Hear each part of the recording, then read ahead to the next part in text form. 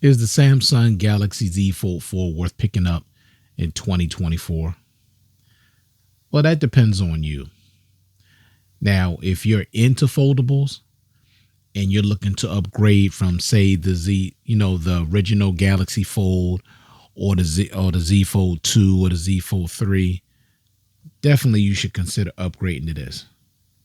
The reason why I'm going to say that is because you're going to get a wider outer display to begin with, which some of you may want compared to the more narrow front display of the Z Fold 2 and the Z Fold 3, which were of the same dimensions.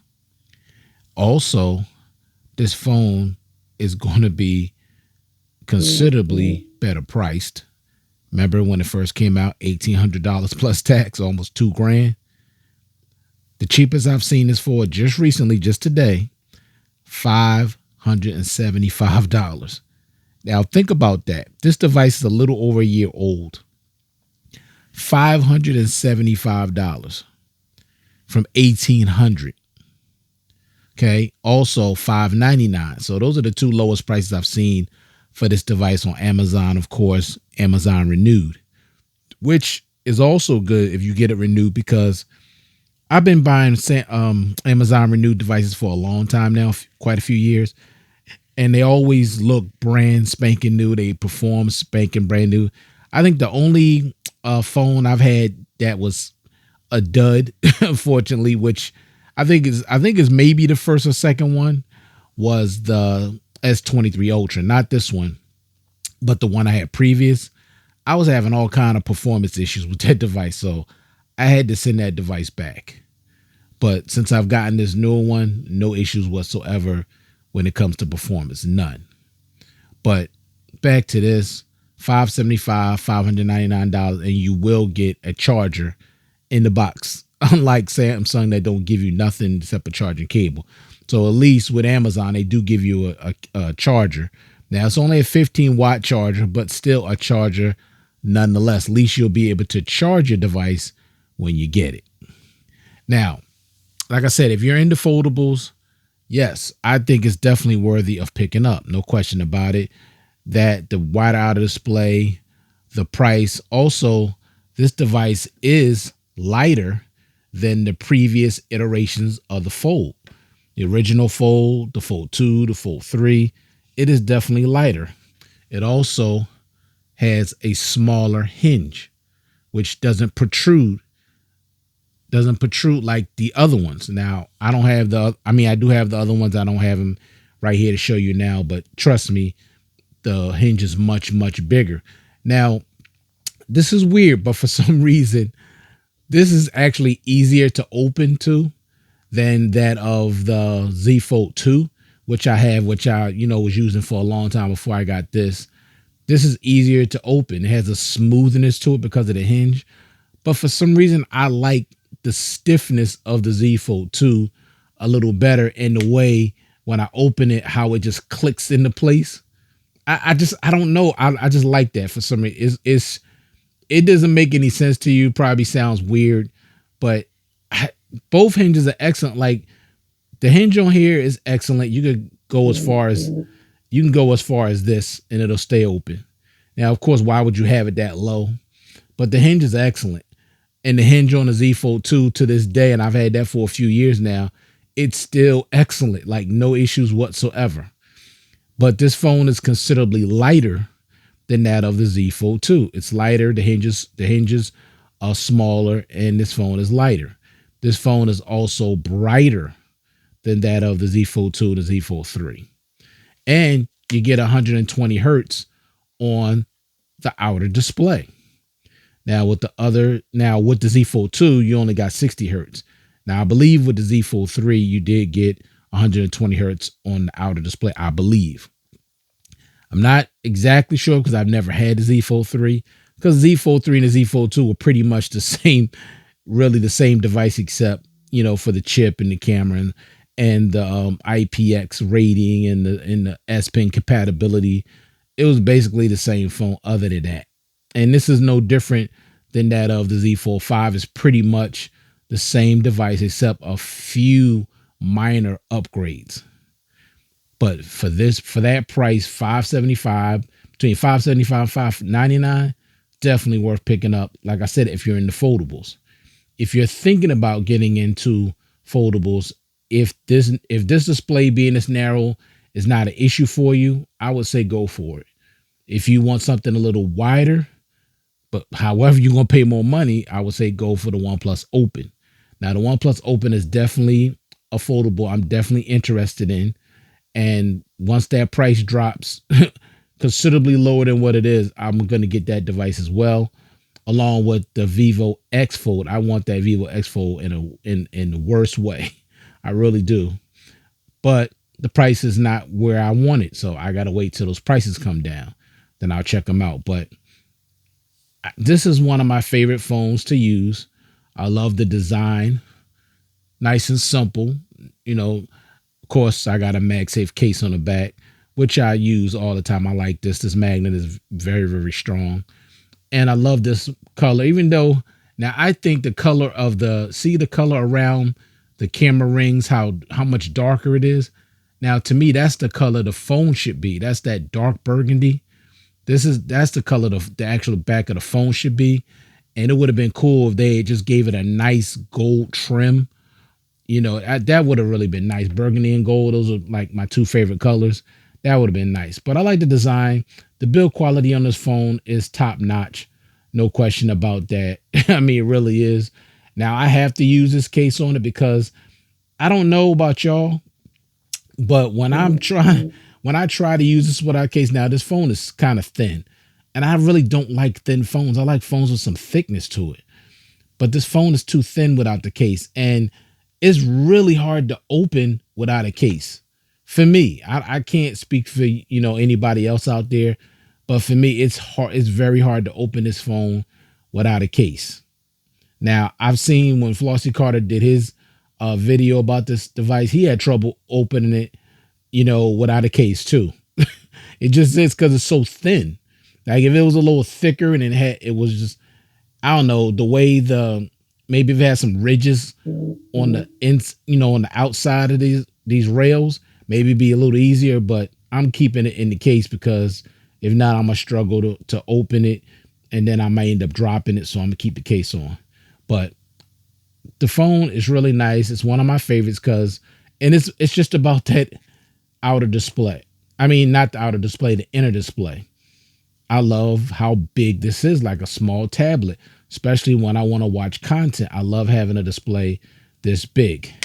Now, when it comes back to the always on display, I said earlier, I'm not upgrading this device until Samsung go back. And then they may not go back, and that's fine. If I don't upgrade, I don't upgrade. I'm fine. But see how the Facebook, they're all in colors? And for some reason, when Samsung, when this got upgraded to 6.1 One UI, now everything is white. Now, this green is for my fasting app, but all the other icons, they're really small and they're all just white. And I don't like that. I like, for years, they had the best always on display by far to me, and they screwed it up when they upgraded to 6.1 and they made the icons super small and put them all white. I don't like that. They were fine. This always on display was fine the way it was here. And as soon as I saw that when I upgraded to this, that they took away this, I'm not upgrading this. I'm gonna leave it right where it's at until they get back to that. And if they don't, so be it. I got plenty of phones, not a big deal. Okay? Not a big deal, but I don't like that.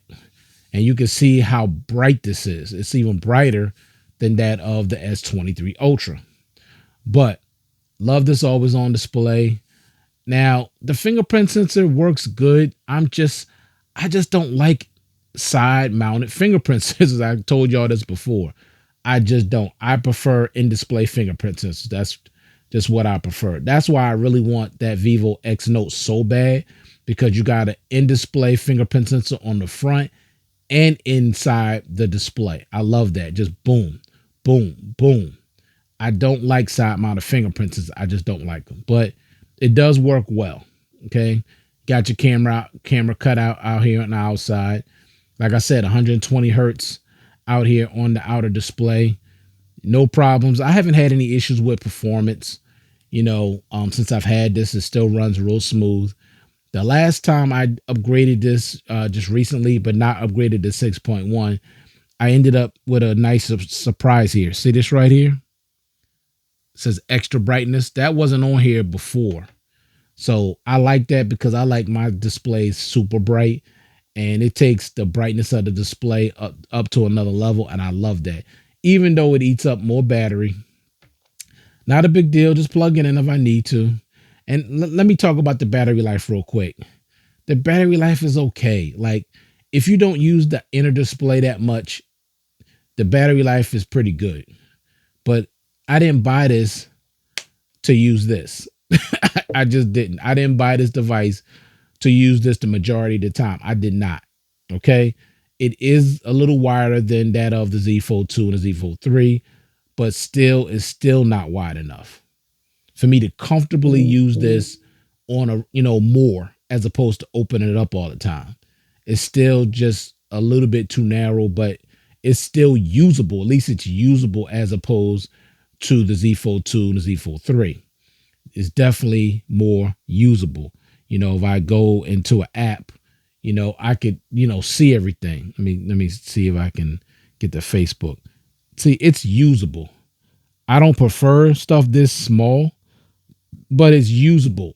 The Z Fold 2 and the Z Fold 3, unusable outer display for me. I'm not speaking for everybody, I'm speaking for me. So the majority of the time, I'm always using the inner display. And when you use the inner display more, you're going to use more battery. There's no way around it. Okay. And when I'm using the inner display a lot more, average screen on time is about 4.5 to 5 hours. Sometimes it's 3.5. So I wish the battery life was just so much better, honestly. Now I use 100% brightness, always on display on all the time, 120 hertz on the out and inner display. So maybe some people say, well, maybe you need to turn. You shouldn't have to turn all this stuff down just to get great battery life, especially for those of you that have paid full price for this. You should not have to go in here and turn stuff down in order to get great battery life. When a phone is almost $2,000, I'm sorry, you should easily get 2 days of battery life. You should get great standby time. And I'm talking about using the inner display a lot. You should still be able to get 2 days for that price. Okay, that price is crazy for a device. And you mean to tell me I can barely get through a day? I don't like that. I don't like that. You shouldn't like it either. But the inner display is the main reason why I bought this, especially when I'm in my car, and I want to use Google Maps. It's a dream, honestly. When I'm using Google Maps, let me see here when I'm traveling or wherever I need to use it, I love this. I do have a map thing in my car, but it doesn't have Google Maps, and I prefer Google Maps. So I put this on here and I can see everything so much easier, nice and bright, nice and big. And then say if I want to listen to YouTube, if I'm traveling, I just put YouTube right on the side. There you go. Oh no, that's not it. That's YouTube TV. Hold up. That's the wrong one. Here it is. All right. So I got my YouTube feed here and I got my maps here. So if I need to go somewhere, I can do that. I can easily see it over here and I can still listen to my YouTube. Then if I want to get more maps, I just slide this over, make that smaller. I can see more of my maps. If I want to go the other way, I can do that too. But of course, I'm not going to do that if I need to look at my maps because that needs to be bigger. Now, I know a lot of people. Now, this is my favorite configuration when I'm using this. But of course, you have other options. You can use it like this, which a lot of people say they prefer this configuration. I don't. I don't, honestly. But it's nice to have the option because some foldable phones, you can't do that. So it's nice to know that you got the option. Of course, you could switch them. And of course, you could make one, do it like that where you could have one in the middle like that. So it gives you a lot of options, and that's good for multitasking and things like that. It's really cool. I wanted to show you one more thing, and of course you could press this little star here, and that'll automatically save it down into your bar, and you could just tap in whenever you feel like it. So I like having these options. I really do. It's really cool because most foldables, I don't think you can do this where you can make this bigger and make it smaller like that. A lot of them you can't do that. Samsung may not make the best foldable devices, but I believe they make the best software for foldable devices. I do believe that. I really do.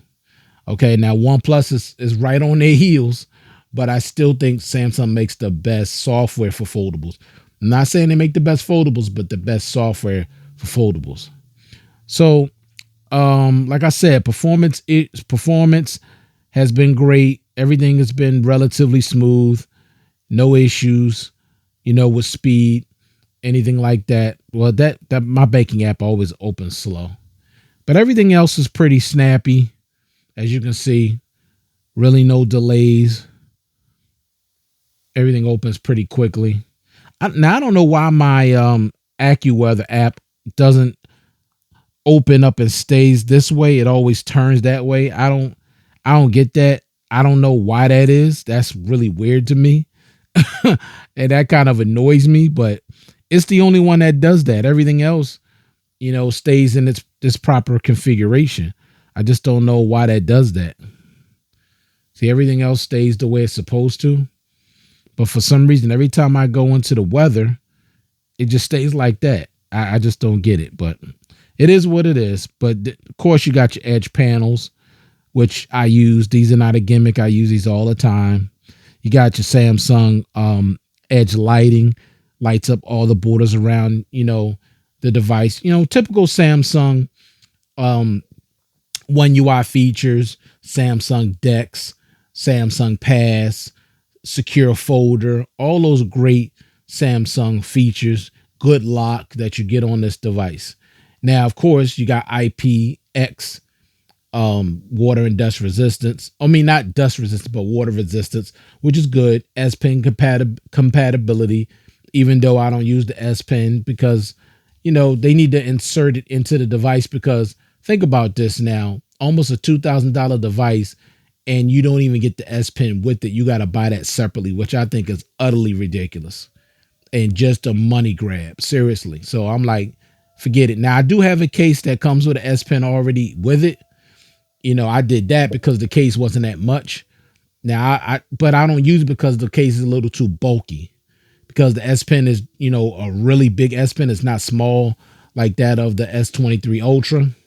So, it has it like the S Pen's like it's tucked down into the back of the case on this side here, and it's all right if you really use the S Pen like that.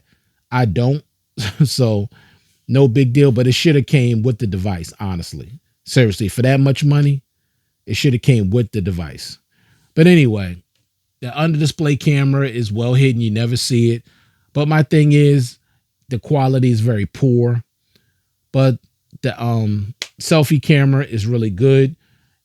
You can use the rear cameras as a selfie also. It's not that hard to do. You just, let me see. Just go in the camera and you hit this button right here.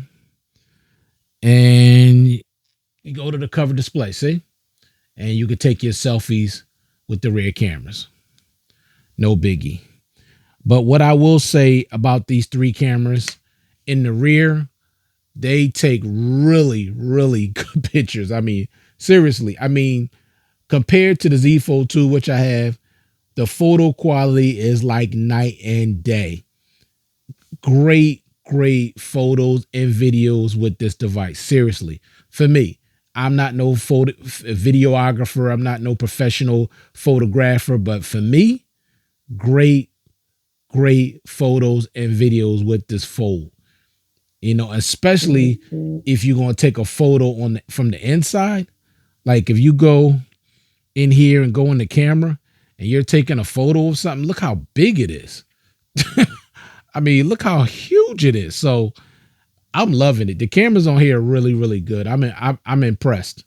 I'm very much impressed. So I don't have to worry about having a fold and having bad cameras because these cameras on here are really, really good. And they're the same exact cameras as a Z Fold 5. The same exact cameras. They didn't change anything when it came to the cameras. So if you're going to get great camera quality on that phone, you're going to get the same on this one, the Z Fold 4. All right, so I think I like this phone a lot. Like I said, it's in my would say top 5, definitely in my top 5. Definitely in the top 5 because I like this huge inner display. And I like One UI. So it has all the Samsung features and the Samsung software that I prefer. Samsung One UI is my favorite skin. Okay, the speakers on here are good too, but in my opinion, based on because I have the device, the Z Fold 2 speakers sound a lot louder than these. I'm not saying they're not loud, but the Z Fold 2 sounds even louder. I don't know how that happened, why these sound are not as loud as the Z Fold 2. I don't know. But that's probably my biggest disappointment is that, the speakers on that are louder than the speakers that are on here. Other than that, everything else is just top notch. Displays, excellent. Performance, excellent. Cameras are great. Speakers are good. Always on displays, great. You got a lighter device. You got a wider outer display. You got a better hinge. You got some nice colors that come with it. Great camera and video quality. I mean, no issues with this phone really at all. Honestly, I haven't had any. Now it still charges relatively slow, like an hour, 15 hour and 20 minutes, which it's all right, but still relatively slow, 25 watts. Wireless charging still 15 slow. Reverse wireless charging 4.5 slow. So the charging speeds are not impressive. The battery life, I wish it was a lot better, but you can get through a day. Definitely make it through a day. But if you really push it really hard, you're going to have to top off before the end of the day. If you're just using that inner display all the time, like I like to use it, you're going to have to top off. But I think it's definitely worth considering picking up in 2024. Keep in mind that price I told you about, $575 and $599, that's considerably cheaper than $1,800 plus tax. So if you want to get a foldable, and I would say don't waste your time with the Z Fold 5. Seriously, why? This is pretty much the same device, honestly. Okay, you guys, that device has a larger chip. A different chip, and it's a little brighter. But for the most part, it's the same exact device. Seriously, nothing hardly really changed. Samsung just resting on the laurels with that one. So I would say get this one. You're still going to get 2 more years of updates on this one. You're going to get Android 16. It's got 14 right now, but you're going to get Android 16. And 3 more years of security updates. So you're going to be good with this device for a while. All right. So should you pick up this device? I would recommend it, honestly, if you're into foldables. If you're not into foldables, and because everybody just, I see very, very few people walking around with foldable devices. I know it's 2 guys on my job that has this device. Nobody else does that I've seen anyway. But I definitely like it because I like the bigger inner display, and I watch content on my devices all the time. So I love having the option of opening up this display on the inside and using it. Also, keep in mind, I like to read a lot of books. So when I go into my Kindle app, and I read something, everything is just nice and big. See that? I love that, as opposed to the screen on this. It's like night and day. Let me see. See? Both get really bright. This is actually a little brighter at the moment because I got this turned all the way up, and this is not turned all the way up. But you see, I'm just getting way more content on this. So it makes for a much more great reading experience. It's like an e-reader. So that's the reason why I like this bigger display. Watching movies, content, playing games, things like that. It's just better. I just love this. And like I said, you do have the, what do you call that? I forgot what you call this this mode, but I don't use it. You can use it. But the thing about it, you can only use it with Samsung's the video. I mean, you can use it in YouTube. You can use it in YouTube. You could also use it with the camera app. It does it too. Say the camera app, you could use it. But I forgot what you call it. I'm sorry. Please excuse me. But if you go into using Samsung's video app, which you can't use on the S23 Ultra anymore, which is a big disappointment to me because I use that app. I like using it. Let me see. Where did it go? I know it's right in here. Let me see. Sorry about the delay, y'all. But I just want to show you really quick. But I just, where did I put it at? I know it's in this folder. That's odd. It should have been in this folder. Because I could have swore I put it in here. I guess not. All right, so let me go in here. I know it's in here. There we go. So I like how everything is laid out. You want to go into something. I'm going to have to turn this volume down. I don't want to get any copyright issues.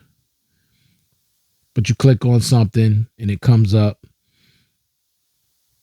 And of course, you just turn it like this. And it'll play the video and you can control everything down here. You can also use a little mouse down here.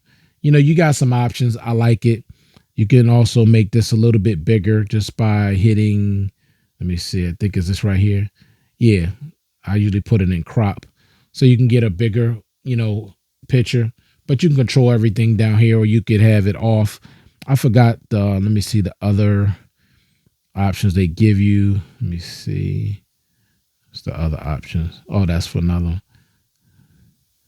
Let me see. I know it's something else, but I guess you can do that, but why would you do that? All right. Well, I can't remember all the stuff, but like I said, you got options. And it's nice when you got options. That's always a nice thing. Of course, you can make it smaller like that. So flex mode. Okay, it just came to me. Flex mode. All right, so you got flex mode. So flex mode is cool.